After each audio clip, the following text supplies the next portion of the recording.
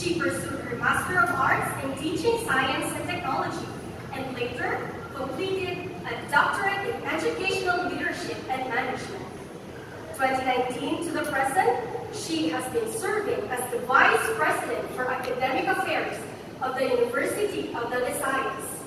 Since 2015, she has been a General Education Course Trainer for Science, Technology, and Society under the Commission on Higher Education.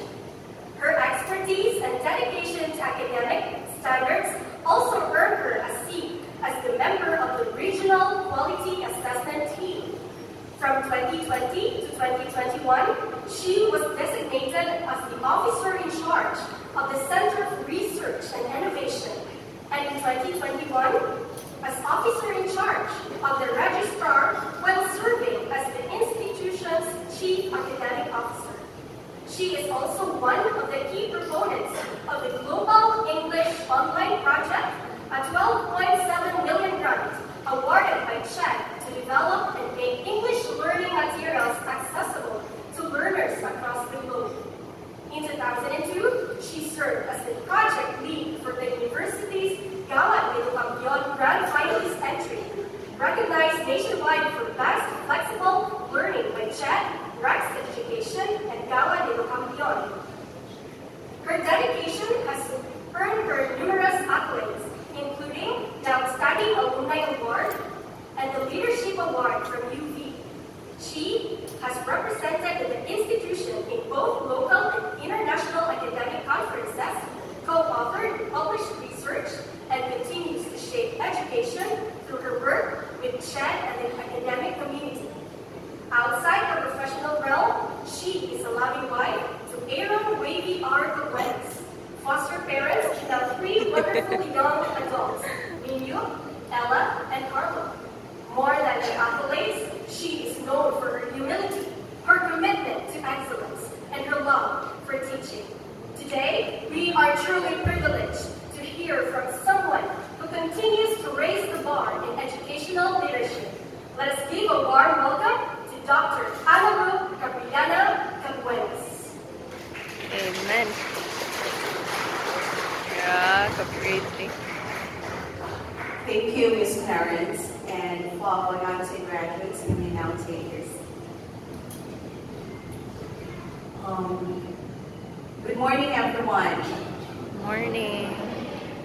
First, I would like to thank AAC for inviting me here.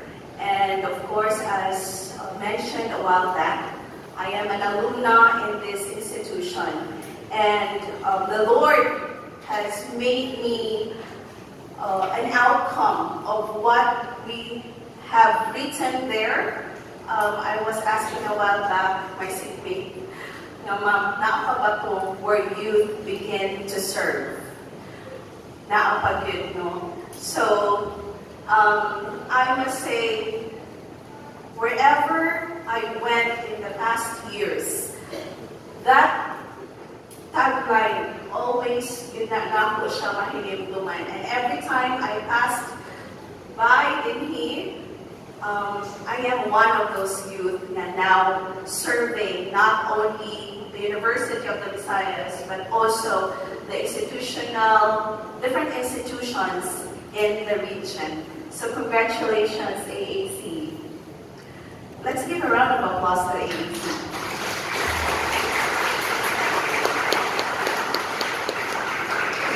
Thank you. And also, I would like to congratulate as well our graduates.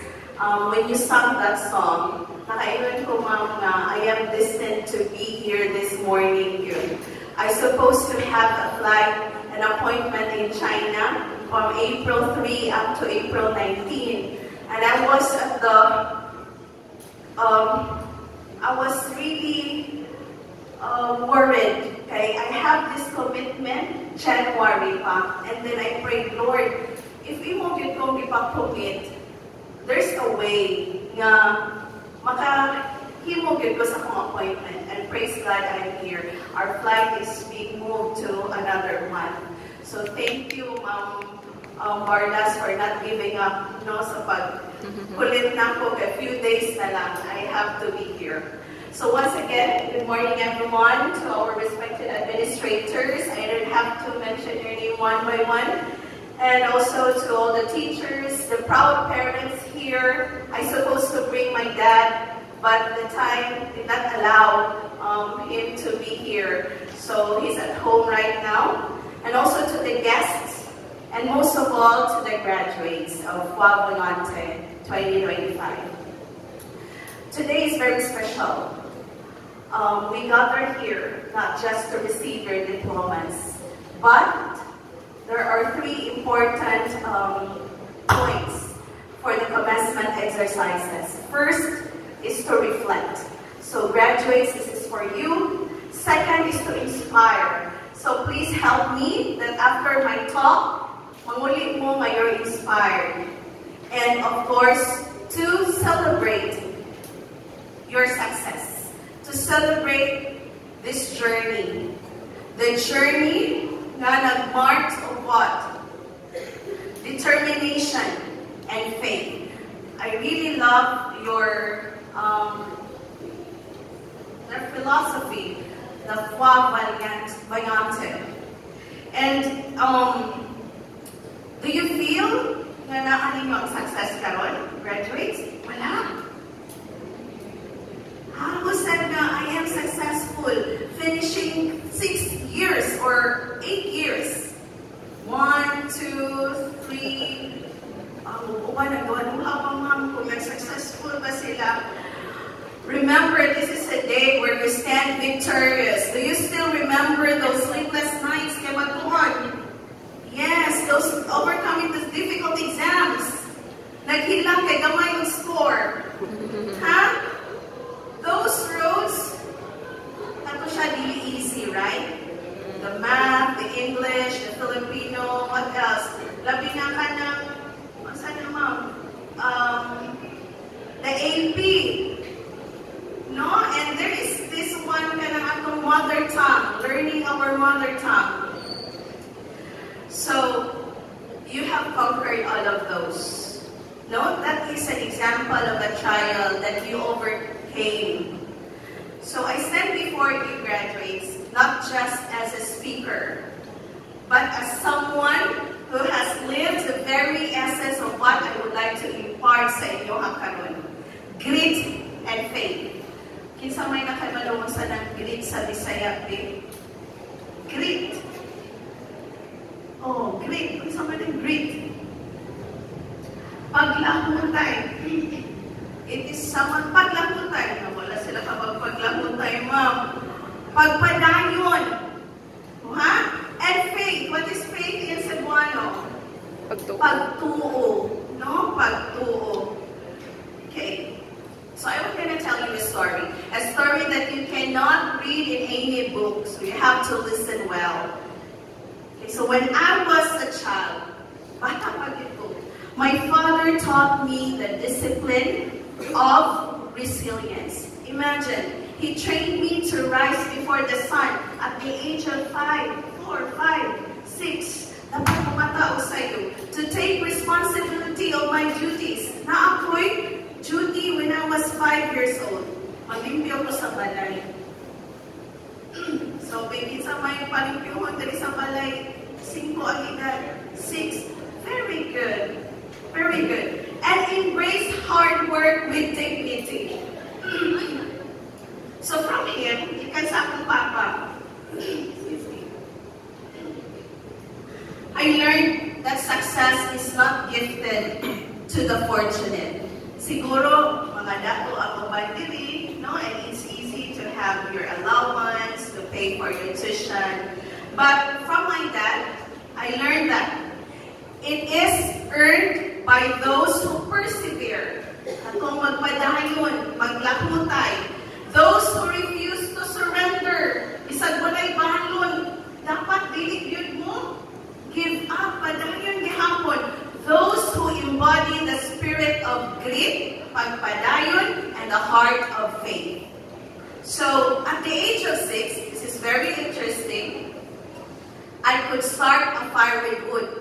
sa may kabalumuhaling ani, 6 years old. Karon kay, on naman ang tanong, diretsyo naman ta.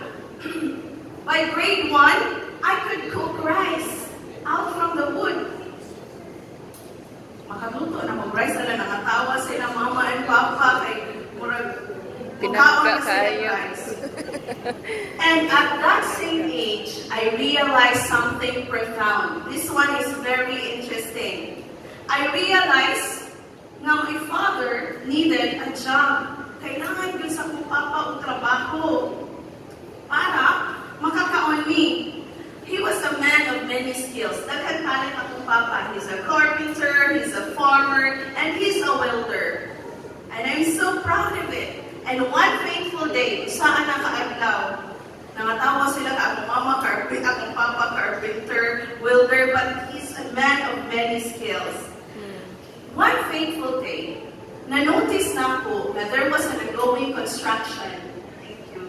There was an ongoing construction in our school, covered court. Not here because I graduated in Latan Elementary School. So at that time, when I was in elementary, so at that time, na-notice na ako nga nagtrabaho din ako, covered court.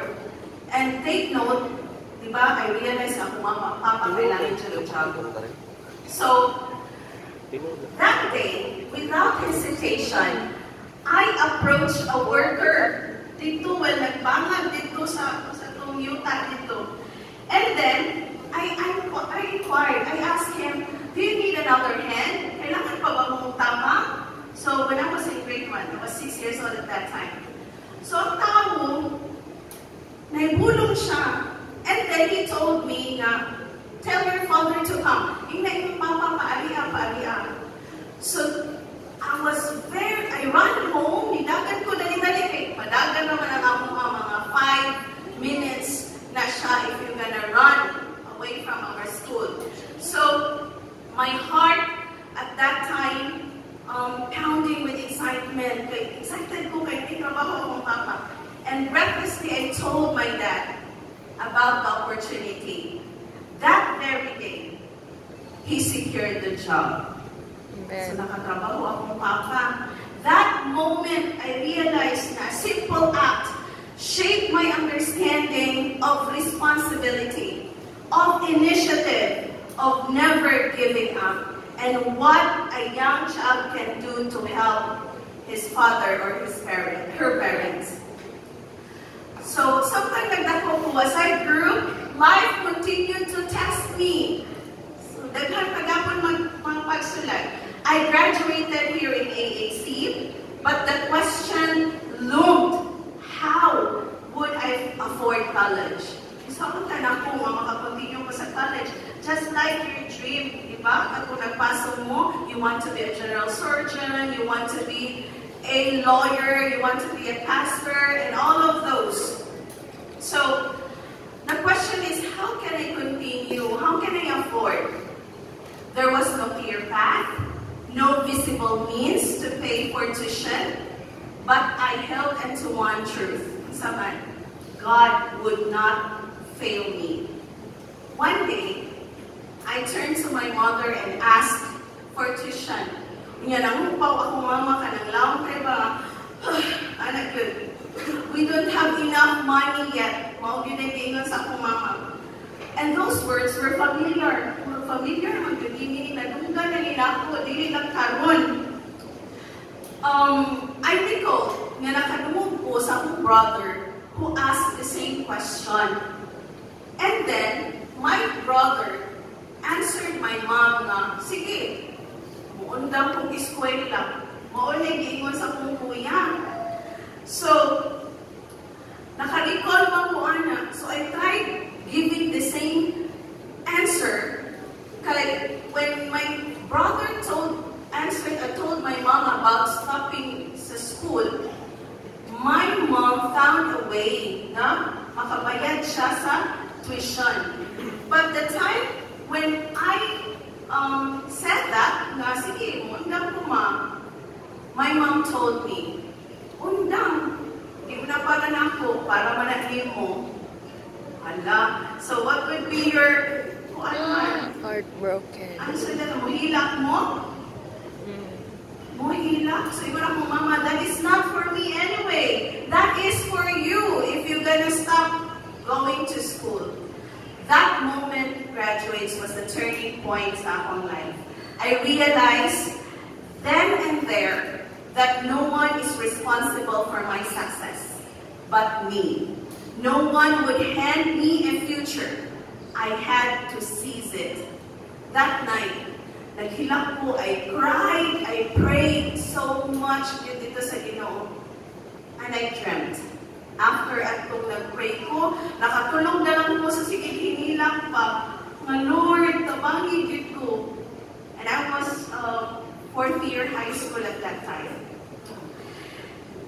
Sa akong pagkatulog, I dreamt. No, nagdako ko. In my dreams, I saw myself climbing a mountain. No, nag-iwan ko, naka-realize ko sa inyong kanta ganina. No? Climbing a mountain, grasping at the grass to support me.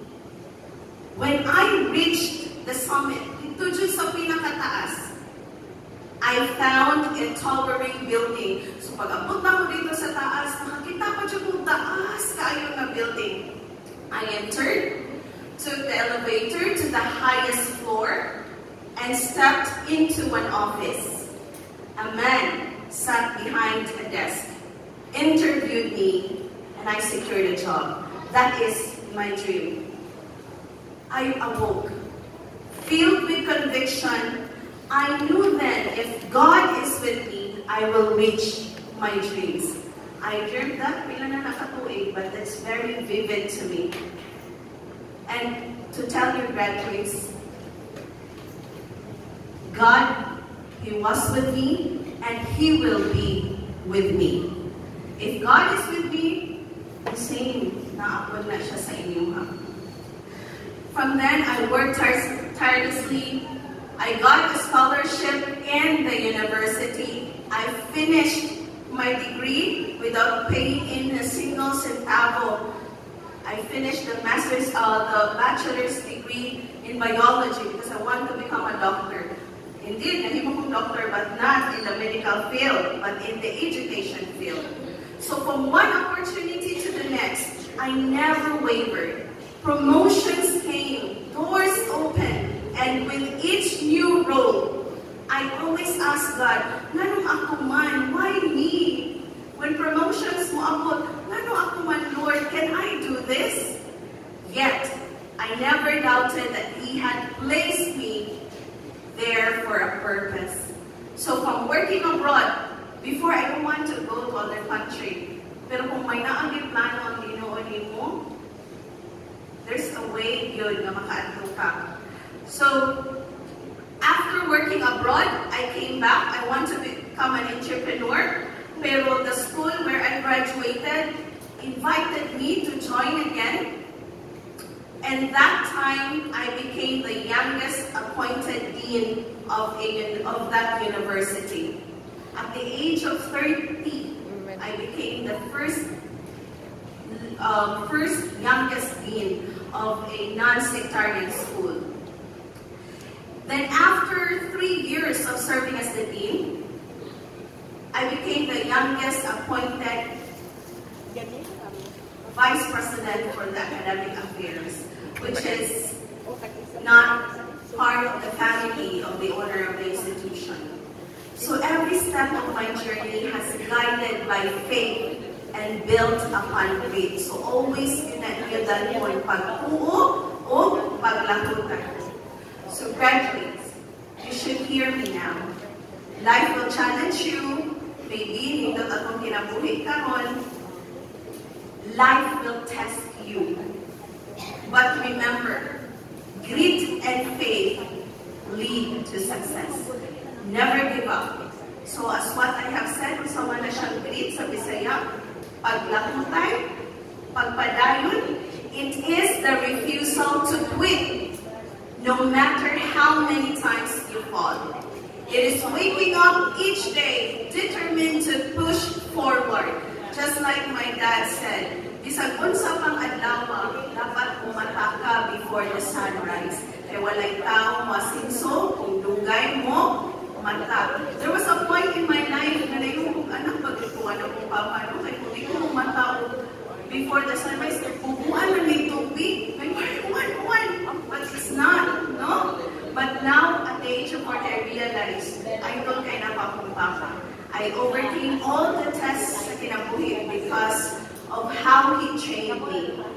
So faith, what is faith? Believing in God's plan, even when the way is unclear. Dili klaro. It is knowing that though you may not have all the answers, God has the answers. So your classmate, Fua Valiante, means valiant faith. Today, you prove that thing true because you're here. You might be able to recall siguro yung mga classmates na wala ka survive. Even if you're grade 6, you have to know kung unsa bidaan ng belief and faith. Your class colors, rust, the color of strength and resilience, reminds us hardships forge our character. Kanang ako mga pagsulay, it will forge kung unsa ta. Your class flowers, it is very nice kaayo, the million sunflower and chrysanthemum symbolize faith and endurance. So faith and faith happen. So what's the character of a sunflower?